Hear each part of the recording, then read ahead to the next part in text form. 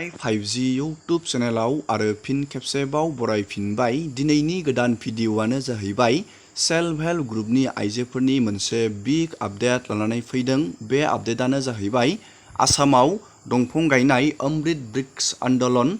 बे हाबाफारिया जागायफिनबाय 2.0 जाय बिथांमोना सेल्फ हेल्प ग्रुपआव जयेन ग्रुप दं नोंथांमोननि थाखाय मोनसे बिग आपडेट। मानो होनोब्ला नोंथांमोना नैथि खेबनि थाखाय बे अमृत बृक्ष आन्दलनाव दंफां गायनानै नोंथाङा फट' हगारफिननाया गोनांथि जानानै फैदों।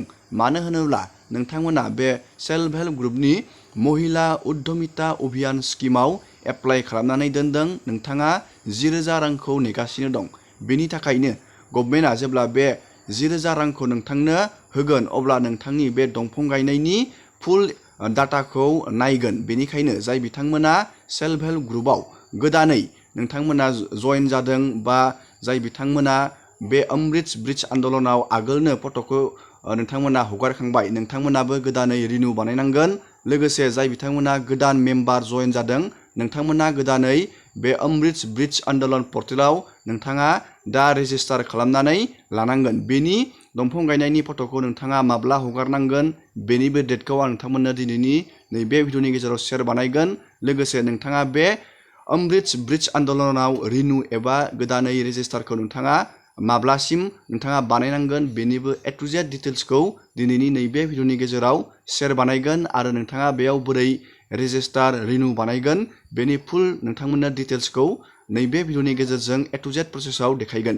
नोंथांमोना भिडिअखौ जोबजासे नायलांबाय थाबानो जाबाय। आरो बेफोरबायदिनो गोदान गोदान आपडेट डिटेल स्किम डिजिटेल खौरां मिथिनो थाखाय नोंथाङा चेनेलाव गोदानबा चेनेलखौ साबस्क्राइब खालामबानो जाबाय। दानिया जोङो बेनि दंफां गायनायनि फट'खौ नोंथाङा माब्ला आपल'ड खालामनांगौ जोङो बेनि आपडेटखौ जोङो नायदिनि। जाय बिथांमोना बे अमृत बृक्ष आन्दलनाव नोंथांमोना बे अमृत बृक्ष आन्दलनाव नोंथांमोना 31 जुलाइनि सिगांनो नोंथांमोना गोदानै बेयाव रेजिस्टार खालामनांगोन। आरो जाय बिथांमोना पुराना नोंथांमोनाबो बे 31 सिगांनि आगोलनो नोंथांमोना रिनिउ खालामनांगोन। बेनि प्रसेसखौ आं नोंथांमोननो भिडिअनि जोबनायथिं देखायगोन। आरो नोंथांमोना नैबे 1 to 15 आगस्टनि गेजेराव नोंथांमोना दंफां गायनानै नोंथांमोना फट'खौ एंगारनो नांगोन। बे 1 to 15 आगस्टनि गेजेराव नोंथांमोना गावबागावनि नोंथाङा दंफां गायनाय फट'खौ नोंथाङा GPS केमेरा थानाय मोनसे एप बेखौ प्ले स्ट'राव मोनो।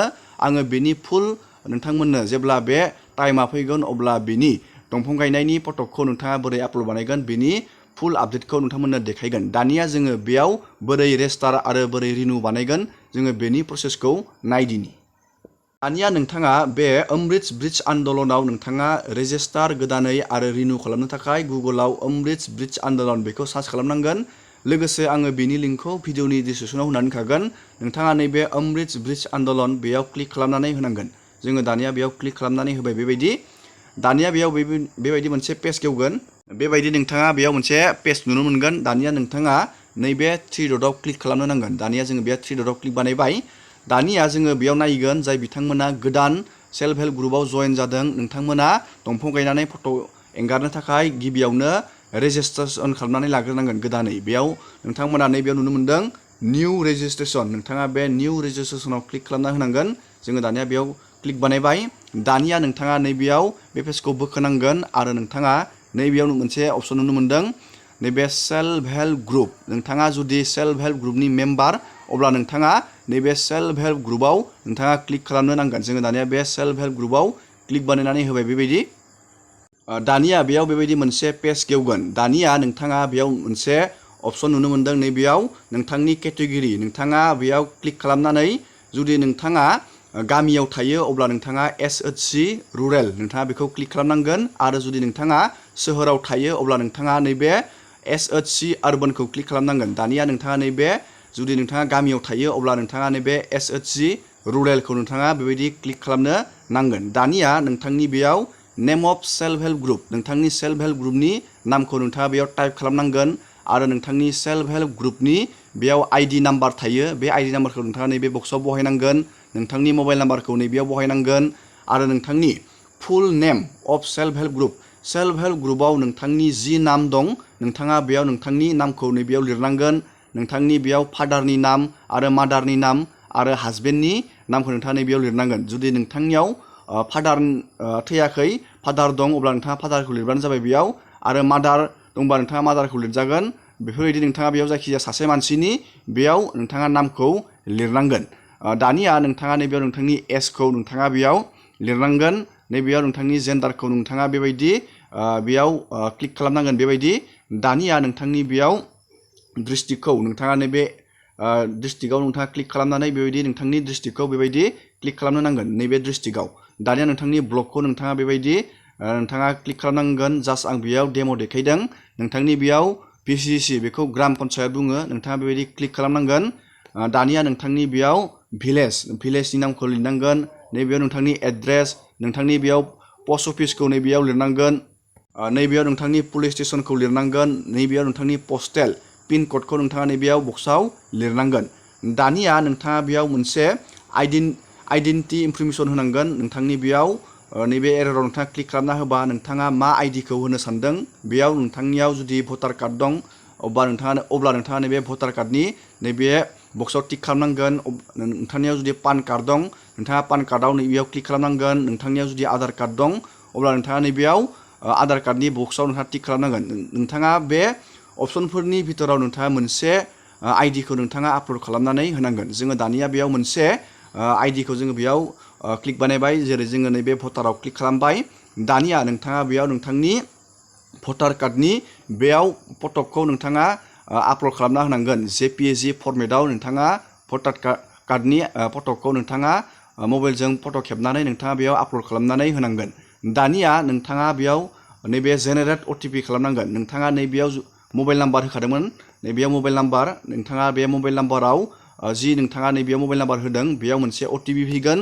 OTPखौ नोंथाङा नैबे बक्सआव बहायना होनानै नैबे केपसाखौ नोंथाङा नैबे बक्सआव बहायना होनानै नोंथाङा नैबेयाव साबमिट खालामना होबानो अट'मेटिक बेयाव नोंथांनि साक्सेसफुलि रेजिस्टारा जानो हागोन। नोंथाङा बेयाव 15 आरो 1 बे आगस्टनि गेजेराव नोंथाङा बेयाव जेब्ला दंफां गायनायनि फट' लानाया स्टार्ट जागोन अब्ला नोंथाङा अट'मेटिक नोंथाङा नैबे पर्टेलाव फैनानै लगइन बानायनानै नोंथाङा दंफां गायनाय फट'खौ नोंथाङा आपल'ड खालामनो हागोन। दानिया नोंथाङा बुजिबाय जानो हागौ, जोबोर इजि बियो।